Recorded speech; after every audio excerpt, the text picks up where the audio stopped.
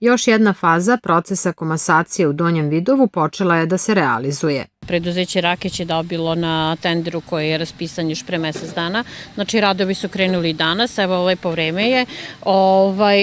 To je krčenje i vađenje panjeva. Znači, sva stabla koje su popisane, svu tehničku dokumentaciju firma Rakić je dobila, tako da znaju šta imaju da rade. Imamo 55,7 hektara ukupno ovde površine da se iskrči i oni su danas već krenuli. Radimo na taj način što će naši poljoprivrednici, odnosno meštani sela Donjeg Vidova, moći da tu svoje drveće i svoju goru preuzimaju i da je uzimaju pre nego što se izvade sami panjevi. Ovde na terenu vidimo i nekoliko traktora koji već odvoze svoje posečena stabla.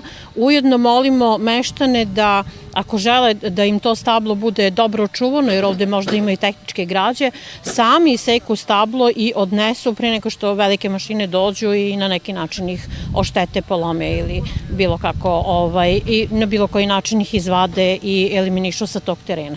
Tempo poslova biće uslovljen i odzivom meštana i vremenskim uslovima, ali uz najbolju volju i odgovornost izvođača radova pokazanu na terenu, svi očekuju da će i ova faza komasacije biti sprovedena u planiranom roku.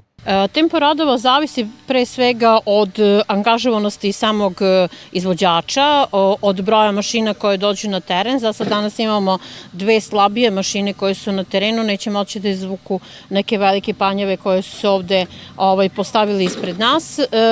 Najverovatnije će veće mašine doći tokom sledećih dana i sve će to krenuti svojim tempom. Takođe zavisi od vremenskih uslova, ako bude velikih kiša, biće zastoj u radu, ali mi imamo obavezu prema ministarstvu da do 23. novembra završimo ovu fazu.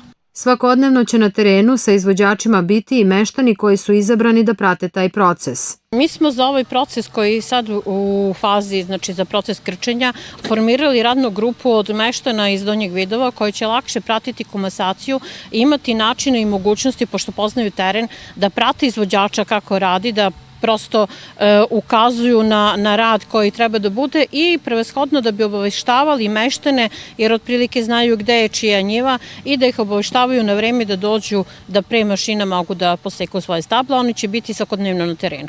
Dragan Šljivić, meštanin Vidova, smatra da je i početak ovih radova istorijski trenutak za ovo selo. Krenuli smo, znači, deo pored Velike Morave, znači nebranjeni deo, tako da smo uzeli u obzir, znači, prvo taj deo će da obuhvatimo, znači, pored Velike Morave do Brane, a onda sledeća etapa će biti preko Brane. Pojačat će se, znači, od sutra najverovatnije još par mašina, znači, danas smo krenuli sa dve, tako da ćemo sigurno brže ići i faktički nadam se da će da ide po planu i programu kako treba.